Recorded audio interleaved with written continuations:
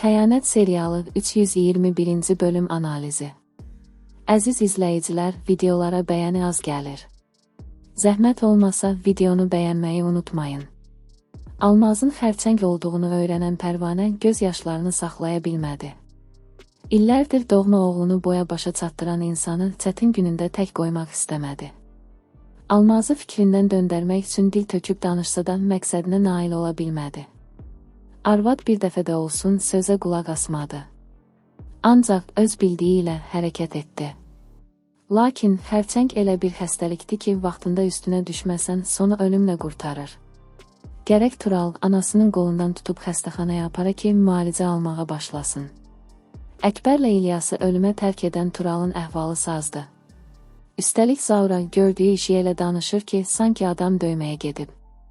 Zaur məsələnin ciddi olduğunu başa düşüb atasına xəbər verəcək. Mahmud bilir ki, Tural İlyasın başına oyun açdısa, İkram dinc durmayacaq.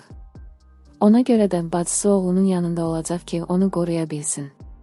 Nişanlısının etdiyi igidliyə görə dəliyə dönən mələk artıq canından bezib.